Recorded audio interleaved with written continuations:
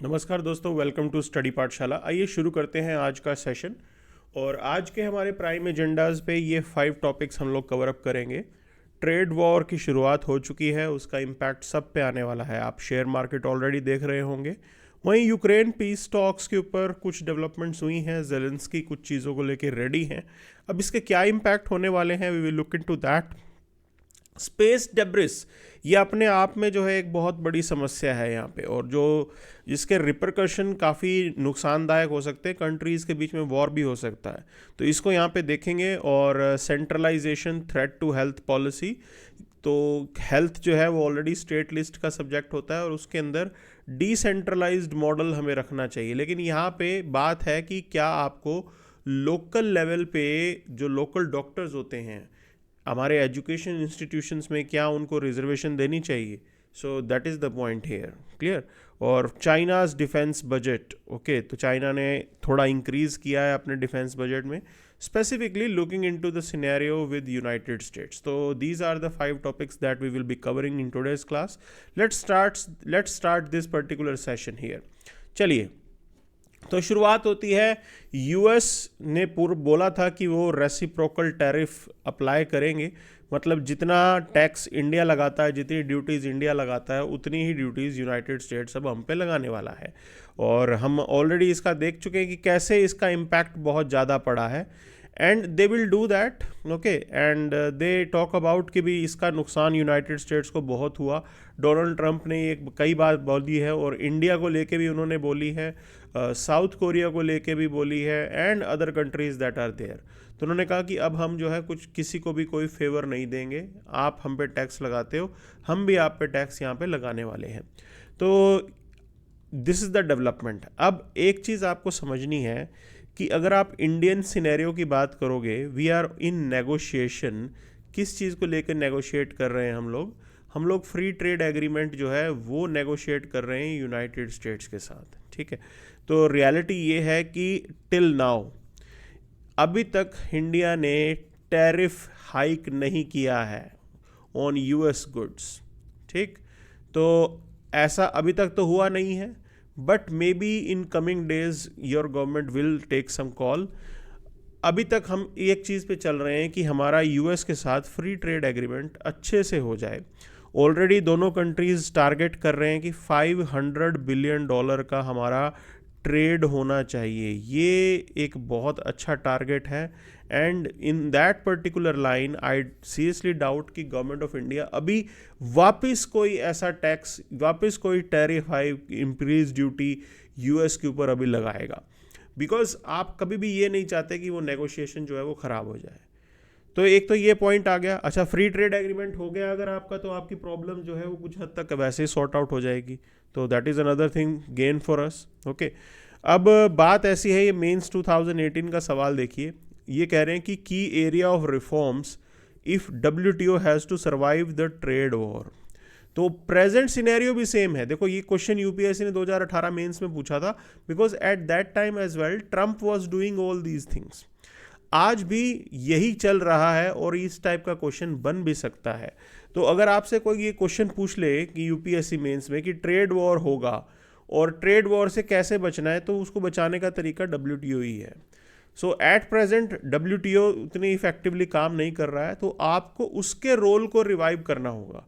और इस रिवाइवल के अंदर अगर मैं हमारे यहाँ पे फॉर्मर इकोनॉमिक एडवाइज़र रहे हैं अरविंद सुब्रमण्यन, उनकी एक बुक है, उन्होंने एक चीज़ बताया कि इस रिवाइवल के अंदर इंडिया और China they can play important role, because they are the major power hubs. आज की डेट में यही हैं जो इस पूरी ग्लोबल इकोनॉमी को बचा सकते हैं। तो वो उन्होंने सजेस्ट किया था, and we should also be looking forward in that direction. Now other than that, और हमें क्या क्या करना चाहिए डब्ल्यूटीओ को जो है बेटर बनाने के लिए? तो डिस्प्यूट सेटलमेंट मैकेनिज्म आपको सॉर्ट आउट करना पड़ेगा। हो क्या रहा था, डिस्प्यूट सेटलमेंट एरिया के अंदर डिप्लॉयमेंट ही नहीं हो रहा था। किसका डिप्लॉयमेंट? वहाँ पे आप जजेस जो हैं या कोई भी इंडिविजुअल है उनको वहाँ पे डिप्लॉय करते हो, लेकिन वो हो ही नहीं रहा था। तो timely that has to be done, उसको जल्दी करना ज़रूरी है। Then there is this special and differential treatment arrangement. Developing countries को ये दिया जाता है, ये चीज़ कंटिन्यू रहनी चाहिए, ठीक है। एग्रीकल्चर सब्सिडीज़ का मामला है, डेवलप्ड नेशंस जो हैं वो एक पॉइंट रेज करते हैं कि डेवलपिंग नेशंस जो हैं वो अनफेयर ट्रीटमेंट करते हैं, अनफेयर तरीके से सब्सिडी देते हैं अपने फार्मर को। तो यहाँ पर डेवलप्ड नेशंस को समझना है कि उनकी रिक्वायरमेंट डिफरेंट है। तो एग्रीकल्चर सब्सिडी पे आप लोग नेगोशिएट कीजिए, बातचीत कीजिए, and things will be sorted out. Then non tariff barriers these need to be minimize, बिल्कुल इसे मिनिमाइज करना पड़ेगा। अब नॉन टैरिफ में क्या होता है, जैसे यूरोपियन यूनियन ने लगाया था एक बार कि आपको पैकेजिंग की ये क्वालिटी मेंटेन करके रखनी है, तो वो एक हर्डल है वो, ठीक है। हम समझते हैं कि सैनिटरी पॉइंट्स ज़रूरी हैं, साफ़ सफाई, क्लीनलीनेस, क्वालिटी, वो सब मायने रखता है, but in the name of you can से पुटिंग अप एडिशनल पॉइंट्स, आप क्या करते हो कि सामने वाले के ऊपर जो कॉस्ट का बर्डन है वो इंक्रीज कर देते हो। When the burden of cost increases, the product है वो कॉम्पिटिटिव नहीं रहता है। तो ये सब किया जाता है, नॉन टैरिफ बैरियर भी होते हैं इस तरीके के। And another suggestion is this, strengthen the general agreement on trade in services. Services को भी लेके आना पड़ेगा, बिकॉज इंडिया जैसे कंट्री की तो स्ट्रेंथ ही सर्विसेज है। और इंटेलेक्चुअल प्रॉपर्टी राइट को लेके अभी आपको डिस्कशन करने की ज़रूरत है। तो ये सारी चीज़ें सॉर्ट आउट कर लो और WTO का रिवाइवल हो जाएगा, and it will be a great thing. तो वही है एक ज़रिया जिसके थ्रू आप इंटरनेशनल ट्रेड को जो है बचा सकते हो। Otherwise the way things are, it is not that great. Okay, तो आगे बात चलते हैं यूक्रेन पीस टॉक्स की। तो Zelensky is now ready for peace talks और मिनरल डील के लिए भी रेडी है। तो ट्रंप का प्रेशर जो है वो काम कर गया है, दिस इज़ द पॉइंट। लेकिन हम आज की डेट में एक चीज़ देखेंगे कि इस यूक्रेन पीस टॉक्स का इम्पैक्ट क्या पड़ने वाला है। देखिए, पहले जो नेटो, यूरोपियन यूनियन और यूएस के पॉइंट ऑफ व्यू से देखते हैं इसे, so this peace it can strengthen the western unity if Russia concedes. तो एक तरीके से वेस्ट शायद साथ आ जाए, क्योंकि यहाँ पे अभी तक तो डिफरेंसेस चल रहे थे, यूरोप और यूएस अलग चल रहे थे। लेकिन विद दिस डेवलपमेंट यूरोप और US they can work together, उनकी बॉन्डिंग और क्लोज हो सकती है। That is one point. Another point is Russia China axis, because इस नेगोशिएशन का बेनिफिट रशिया को हुआ है और उसके बाद चाइना भी यहाँ पे एम्बोल्डन हो सकता है। चाइना इस चीज़ को लेके एम्बोल्डन हो सकता है that if I am going to invade Taiwan, तो west is not going to help. Okay, तो वेस्ट हेल्प करने नहीं आएगा। तो ये पॉइंट बहुत बड़ा है। क्यों ये बड़ा पॉइंट बताया जा रहा है? Because they will doubt the capacity of the United States and other western allies. तो उनको ऐसा लगेगा कि ठीक है, हम भी करते हैं हमला, मिलिट्री एक्शन करते हैं, ताइवान के ऊपर कब्जा कर लेते हैं। So that is what they will be thinking here. And then global south neutrality. So developing countries like India, Brazil, South Africa, they are adopting a neutral stance. तो इनके लिए काफ़ी ईज आउट हो जाएगा। अब देखो, हमें तो रशिया के साथ भी अपनी इक्वेशन मेंटेन करके रखनी है, हमें यूएस और वेस्ट के साथ भी अपनी इक्वेशन मेंटेन करके रखनी है। तो अगर ये पीस हो जाता है तो आपको ये डायलेमा नहीं रहेगा कि आप या तो वेस्ट को फेवर कीजिए या आप जो है रशिया को फेवर कीजिए। वो डायलेमा से हम लोग बच जाएंगे और बढ़िया चीज़ हो जाएगी। And then if peace talks fail, NATO might enhance the military posture. बिल्कुल ऐसा भी हो सकता है। और दूसरी चीज़ ये हो सकती है कि भाई US if it is not interested, अगर वो हेल्प करने में इंटरेस्टेड नहीं है, then Europeans they will come up with their own army arrangement. वो अपने डिफेंसेस खुद बनाएंगे और नेटो से अलग कुछ ऐसा डिफेंस सिस्टम वो बना सकते हैं। So that could be the possibility. Okay, वैसे मैं आपको एक चीज़ बता दूं, यूरोपियंस की अगर आप बात करते हो, so they have somewhere around 20 million you can say troops on their own. अपने उनके खुद के ट्रूप्स हैं वो 20 मिलियन के अलावा हैं। Sorry, not 20 means 2 million. Okay, 20 million is quite a big, 20 million के राउंड है। So they have a force of 20 lakh you can say soldiers. तो ठीक ठाक नंबर है ये। तो ये इम्पैक्ट ज़रूर यहाँ पे देखने को मिलेगा। ओके, और दूसरी चीज़ आपको समझनी है, इस पीस डील के बाद यूएस का फोकस अब आ जाएगा चाइना के ऊपर, क्योंकि यूरोप की प्रॉब्लम सॉल्व हो जाएगी। And as the European problem will be solved, they can think about you can say countering China. उधर इजराइल वाली प्रॉब्लम भी सॉर्ट आउट हो गई है और यूरोप की प्रॉब्लम भी सॉर्ट आउट हो गई है। तो अब यहाँ पे कैलकुलेशन होगी कि वो चाहेंगे कि चलो पैसिफिक में चलते हैं एंड लेट्स काउंटर चाइना। तो वो काम यहाँ पे शुरू होगा, वो बड़ा इम्पैक्ट है जो हमें देखने को मिलेगा। दूसरी चीज़, रशिया की पोजीशन पे बहुत बड़ा इम्पैक्ट है। देखिए, इस डील से सबसे बड़ा बेनिफिट रशिया का हुआ है, और यहाँ से पुतिन के जो जियोपॉलिटिकल एम्बिशंस हैं वो भी एम्बोल्डन हो गए हैं, and whatever losses that Russians have bear, but Russia एक तरीके से विनर बनता हुआ नजर आ रहा है। इनका नेट गेन इन्हीं का ही हुआ है, सबसे ज़्यादा फायदा इसका ही हुआ है। देखो ना, यूएस के पैसे गए, यूरोप के भी पैसे गए, यूक्रेन का एरिया गया, और गेन किसका हुआ? रशिया का। सो that is the point here, and इसका फ़ायदा है कि ये रशिया के अंदर जो डोमेस्टिक इंस्टेबिलिटी का रिस्क है वो थोड़ा कम कर देगा। And another point is this, अगर ये सब सैंक्शंस वगैरह हट जाते हैं, रशियंस विल ऑल्सो भी डाइवर्सिफाइंग देयर इकोनॉमिक टाइज। अभी वो चाइना के ऊपर डिपेंडेंट है, वो चीज़ भी हट जाएगी और ठीक हो जाएंगे थोड़े माहौल। एनर्जी एंड इकोनॉमिक शिफ्ट की बात करें तो अभी right now Russians they are not providing gas and oil to the European countries, लेकिन आने वाले टाइम पे ये वॉर रुकता है तो वो जो गैस की सप्लाई जो रुकी थी रशिया से, वो दोबारा स्टार्ट हो जाएगी और अच्छी चीज़ हो जाएगी। It's like a normalisation of energy relations, जो पहले था वैसे स्टार्ट हो जाएगा। नॉर्ड स्ट्रीम के थ्रू जो है, पाइपलाइन के through gas directly Russian field से यूरोपियन कंट्रीज़ को दी जाती है, तो दैट विल बी गुड, वो अच्छा होगा। और इसी के अलावा हमें भी रीअसेस करना पड़ेगा भाई तेल अब कैसे करना है, क्योंकि अब तो यूरोपियंस भी तेल खरीद लेंगे। अच्छा, फिर क्या हम रशिया से वैसा ऑयल देंगे और क्या रशिया हमें उतने ही सस्ते दाम पे ऑयल देगा? तो ये सारे पॉइंट्स हैं जो यहाँ पे हैं, and then there will be implication for China and Taiwan. तो China is closely observing the Ukrainian conflict, और एक तरीके से वो ताइवान की तरफ अग्रेसिव भी हो सकता है, and China has already declared कि उन्होंने $245 बिलियन अपने यहाँ पे डिफेंस के ऊपर वो खर्च करने वाले हैं। So that is the point here, it's a gain for them, अच्छा खासा पैसा वो लगा रहे हैं। Okay, though they can not match up the United States standards, लेकिन still it's a decent number, और definitely we might see some action. And another point is this war has reshaped the modern warfare.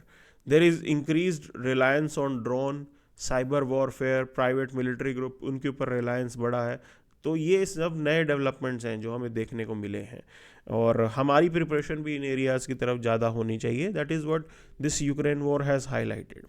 अब बात करते हैं space debris की। अब देखो, satellite जो ऊपर भेजे जाते हैं वो कबाड़, अगर उनका यूज़ ख़त्म हो गया तो क्या वो नीचे लाए जाएंगे?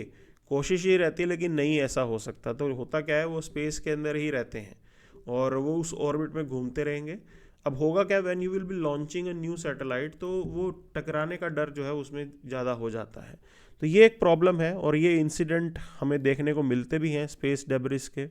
Okay, and things are quite uncontrolled, बिल्कुल अनकंट्रोल्ड तरीके से चल रहे हैं, और ये दिक्कत है। यूएस और Russia they are now in talks, इन चीज़ों को लेके भी यहाँ पे बातचीत चलेगी, स्पेस डेब्रिस को कैसे ठीक किया जाए, और ये एक बड़ी प्रॉब्लम है हमारे लिए। अगर आप ग्लोबल फ्रेमवर्क की बात करेंगे, in 1972 there was this convention for liability in damages caused by space objects. This treaty came into existence, and एक और आउटर स्पेस ट्रीटी, ये भी यहाँ पे एग्जिस्टेंस में आई है। प्रॉब्लम है इनकी एनफोर्सेबिलिटी को लेके। तो आप अकाउंटेबल कैसे ठहराओगे कि किसी को क्या पता, किसी ने डेलिबरेटली अपनी सैटेलाइट जो है, जिसको बोलते हैं ना कामेकाज़े सैटेलाइट, अभी आपने देखा होगा कामेकाज़े ड्रोन, ये ड्रोन खुद ब खुद जाके टैंक के अंदर अपने आप को ब्लास्ट कर रहा है। तो वैसे ही क्या वो सैटेलाइट, अगर कोई डेलिबरेटली एक सैटेलाइट कामेकाज़े सैटेलाइट भेजे और सैटेलाइट डेलिबरेटली अपने एनिमी की सैटेलाइट को जाके ब्लास्ट कर देंगी, तो अब किसी को पता नहीं लगेगा ना कि ये डेलिबरेटली किया गया है या फिर it was just you can से एक्सीडेंट। वो प्रॉब्लम है यहाँ पे। तो इसलिए लायबिलिटी किसको ठहराओगे लायबल, वो दिक्कत आ जाती है इसके अंदर। तो इम्प्लीमेंटेशन चैलेंजेस ज़रूर हैं, and there are you can say absence of binding rules जो इसमें नहीं मिलते हैं। ट्रैक करना डिफ़िकल्ट है, ओल्डर अनडॉक्यूमेंटेड बहुत से डेब्रिस जो हैं वो सब ऊपर चल रहा है अभी भी। ओके, और दिक्कत ये है कि इसके अंदर पोटेंशियल है कि वॉर को स्टार्ट कर सकता है दो देशों के बीच में। So as I told you, अगर हमें क्या पता लगा कि हमारी सैटेलाइट कोई गिरी है, कि वो चाइना ने गिराई है या फिर खुद ब खुद एक्सीडेंटली गिरी है, हम वापस अटैक कर देंगे। हमारे पास भी जो है कैपेबिलिटी है, एंटी सैटेलाइट मिसाइल्स हैं कंट्रीज़ के पास। ओके, इंडिया के पास भी है वो, तो ये कैपेबिलिटी तो हमने ऑलरेडी डेवलप की है यहाँ पे, ठीक है, एंड दिस इज़ इम्पॉर्टेंट। तो आने वाले टाइम के अंदर इस स्पेस डेब्रिस की प्रॉब्लम को सॉर्ट आउट करना ज़रूरी है। अच्छा, अगर आप नए लॉन्चेस देखते हो तो आपको वो नए ऑर्बिट्स ही नहीं मिलेंगे जहाँ पे आप अपनी सैटेलाइट को जो है वो प्लेस करोगे। सो उनकी फंक्शन पे भी इम्पैक्ट पड़ने वाला है, उनकी एफिकेसी पे इम्पैक्ट पड़ेगा, फंक्शन पे इम्पैक्ट पड़ेगा। How are you going to deal with all these things? So ये एक मेजर प्रॉब्लम्स हैं जो हमें दिखती हैं यहाँ पे, okay, and that has been the key point. अब इस चीज़ को लेके सॉल्यूशंस की बात करें तो you have to come up with some regulations जिनको आप बाइंडिंग बनाएंगे, पेनल्टीज आपको लगानी पड़ेगी, एंड सस्टेनेबल प्रैक्टिसेस आपको इंक्लूड करने पड़ेंगे। ओके, रीयूजेबल रॉकेट्स आप यूज़ कीजिए, एंड रीयूजेबल रॉकेट की टेक्नोलॉजी सबके पास नहीं है, तो एक तो ये पॉइंट भी समझना ज़रूरी है। ऐसा नहीं होगा कि आप बोल दोगे रीयूजेबल रॉकेट्स बोलने से हो जाएगा, इट इज़ डिफ़िकल्ट, और मॉडर्नाइज करना ज़रूरी है सिस्टम को, and these are the things which are required here. चलिए आगे चलते हैं। तो there is this editorial talking about over centralisation that threatens the federal health policy. तो पहले मैं आपको एक चीज़ बता दूं, यहाँ पे जो हेल्थ है ना वो स्टेट लिस्ट का सब्जेक्ट होता है, ठीक है, मतलब स्टेट की प्राइम प्रायोरिटी है, तो सेंटर उसके अंदर ओवरली चीज़ें ना करे तो ठीक है। अब प्रॉब्लम इसके अंदर ये है कि एडमिशन के अंदर डॉक्टर्स का कैसे आप एडमिशन करवा रहे हो।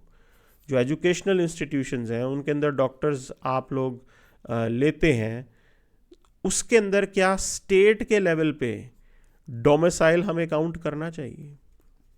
That if someone is from Haryana, तो क्या आप हरियाणा के किसी रेजिडेंट को प्रेफरेंस दोगे? ये सवाल है यहाँ पे। तो इस मुद्दे को इन्होंने सॉर्ट आउट किया है कोर्ट ने। That is the case is doctor Tanvi Bahl versus Shreya Goyal, okay, and court has struck down the domicile based reservation in post graduate medical institution. तो ये एडमिशन से जुड़ा हुआ मामला था, तो स्टेट बेस्ड सिस्टम जो है उन्होंने बिल्कुल क्वैश कर दिया है इसके अंदर। और किस बेस पे किया? उन्होंने कहा कि ये तो राइट टू इक्वालिटी के अगेंस्ट है। ओके, हम शिफ्ट चीज़ों को लेके जा रहे हैं और आपको राइट टू इक्वालिटी की जो है उसको रिस्पेक्ट करना पड़ेगा, ये कोर्ट ने कहा है। अब इसके लिए जो काउंटर आर्ग्यूमेंट है वो ये है कि भाई आप तो सेंट्रलाइज्ड अप्रोच की तरफ जा रहे हो, और इस तरीके से you are compromising the ability of the states to ensure stable medical workforce. अब मेडिकल वर्कफोर्स को लोकल लैंग्वेज आना बहुत ज़रूरी है। अब कोई नॉर्थ से तमिलनाडु जा रहा है, will he be able to understand the language that patient is speaking? ये सबसे बड़ी चीज़ है जो सोचनी चाहिए थी यहाँ पे। इसीलिए लोकल्स आपको ज़्यादा चाहिए, and this is the required thing here, otherwise वो पेशेंट का इलाज कैसे करेंगे? Domicile Kota's in public health planning, ये बोल रहे हैं कि असेंशियल है for linking estate investment in medical education with local health care needs. बिल्कुल सही पॉइंट है, सबके लोकल हेल्थ केयर नीड्स अलग हैं यहाँ पे, और वो लोकल आदमी ही समझता है इस चीज़ को। And it will ensure predictable supply of specialist familiar with the state health care landscape. बिल्कुल ऐसा होगा अगर आप जो है बिल्कुल लोकल आदमी को वहाँ पे लेते हो, तो बात ठीक है, इसमें कोई दिक्कत नहीं है। अच्छा, दूसरा point they are making up that it will impact the state investment, that is decreased funding for medical education if returns on investments are uncertain. बिल्कुल ऐसा होता है। रीजनल डिस्पैरिटीज़ हैं, eliminating quotas may exacerbate health care disparities across the state. बिल्कुल, कुछ states के अंदर ज़्यादा लोग पढ़ रहे हैं, उनके पास कोचिंग एक्सेस है, तो इट इज़ बट ऑब्वियस ना कि वहाँ पे जो है ज़्यादा आपको डॉक्टर्स मिलेंगे, तो ये दिक्कत है। अच्छा, अकाउंटेबिलिटी फॉर सिलेक्शन, तो composition of the selection committee की बात करें तो उनके अपने बायसनेस होती है, उनकी अपनी जो है असेसमेंट है, बट बायसनेस तो होती है यहाँ पे। And then there is this argument that article 21 guarantees right to health, it is tied to right to education. ठीक है, बिल्कुल। Importance of autonomy of state, specifically medical colleges को लेके स्टेट मेडिकल कॉलेजेस की ऑटोनॉमी मेंटेन करना ये ज़रूरी है। So this is the point they are making up. इस पॉइंट को लेके चल रहे हैं कि आप अगर ये कह रहे हो कि सिर्फ स्कोर के बेस पे जाएंगे, मेरिटोक्रेसी के बेस पे जाएंगे, तो भाई why are you ignoring the inequalities that are existing? तो मेडिकल एंट्रेंस एग्जाम के अंदर जो इनइक्विटीज़ हैं उसको भी तो आपको समझना होगा ना। सब लोग थोड़ी ना कोचिंग एक्सेस कर सकते हैं, तो इसीलिए अगर दिल्ली में कोई रह रहा है उसको बढ़िया कोचिंग मिलेगी, तो इसलिए वो वहाँ से अच्छा ट्रेन होके आएगा। वैसे तो आजकल ऑनलाइन है सिस्टम, थिंग्स आर से क्वाइट स्मूथ, बट स्टिल अगर हम बात करें तो इसीलिए लोकल लेवल पे रिजर्वेशन देना, डोमिसाइल बेस्ड जो है मेडिकल कॉलेजेस में आप एडमिशन करना, मेरे हिसाब से ठीक था, but this is what the court has said. अभी कोर्ट ने इसको हटा दिया है, ठीक है। तो that is the point here. अब बात करते हैं, चाइना ने अपना डिफेंस बजट बढ़ाया है। क्यों बढ़ाया है? देखो रीज़न साफ सी बात है, यूनाइटेड स्टेट्स एक बहुत बड़ा चैलेंज है। अगर यूएस मिलिट्री स्पेंडिंग की बात करें तो ऑन एन एवरेज $840 बिलियन खर्च करते हैं ये। तो US has defence budget which is somewhere around 3.5 times और 4 times the defence budget of China. तो बहुत ज़्यादा पैसा जो है यूएस खर्च करता है। और चाइना के लिए थ्रेट क्या है? ओकस और क्वाड जैसी ऑर्गेनाइजेशंस। तो चाइना ने इसीलिए अपना डिफेंस बजट इंक्रीज़ किया। ताइवान टेंशन भी उनके दिमाग में होंगी कि भाई यूएस मिलिट्री सपोर्ट है ताइवान को, अगर ताइवान के अगेंस्ट हम सही में कुछ करना चाहते हैं तो हमें जो है अपना डिफेंस बजट बढ़ाना पड़ेगा। That will be their thought process. और South China Sea is also in dispute, तो they are thinking to expand their naval and missile capabilities, कि ताकि वो अपने जो टेरिटोरियल कंट्रोल के सपने हैं उसको पूरा कर सकें।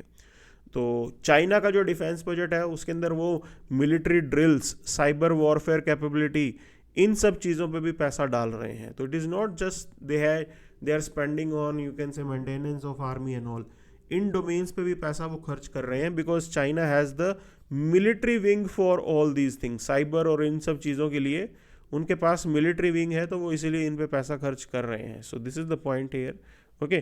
तो another point is this, they want to bring in technology, artificial intelligence। तो ऑलरेडी उनका एक एम है, they want world class military by 2049। They are focusing on hypersonic weapons, drones, इन पे उनका फोकस है। न्यूक्लियर आर्सेनल को वो एक्सपेंड कर रहे हैं, ओके, ये भी देखने को मिला है। And they are maintaining a blue water navy. काफ़ी ज़्यादा वहाँ पे जो डिस्ट्रॉयर्स हैं या जो शिप्स हैं वो चाइना बना रहा है। Then they have dispute on the borders, so इसीलिए भी वो ये कर रहे हैं कि इंडिया जैसे कंट्री के ऊपर भी हमें जो है थोड़ा सा ध्यान देना पड़ेगा। Japan Korea military growth, Japan and Korea they have decided to spend more on military, तो चाइना को उनको भी काउंटर करना है। सो इन सारे फैक्टर्स के बीच उन्होंने अपना डिफेंस बजट काफ़ी जो है वो बढ़ा दिया है। और चाइना एक चीज़ और रिकग्नाइज करता है कि यूक्रेन रशिया वॉर ने एस्टेब्लिश किया है कि military strength it still plays important role internationally भी, और आपके जो डोमेस्टिक गोल्स एंड ऑब्जेक्टिव्स हैं आप मिलिट्री स्ट्रेंथ के साथ ही अप्रूव करते, मतलब अचीव करते हैं। तो ये चीज़ चाइना समझ चुका है with this Ukraine Russia war, इसलिए उन्होंने अपना बजट जो है वो बढ़ा दिया है, okay. So this is what has been the news for today. Thank you very much.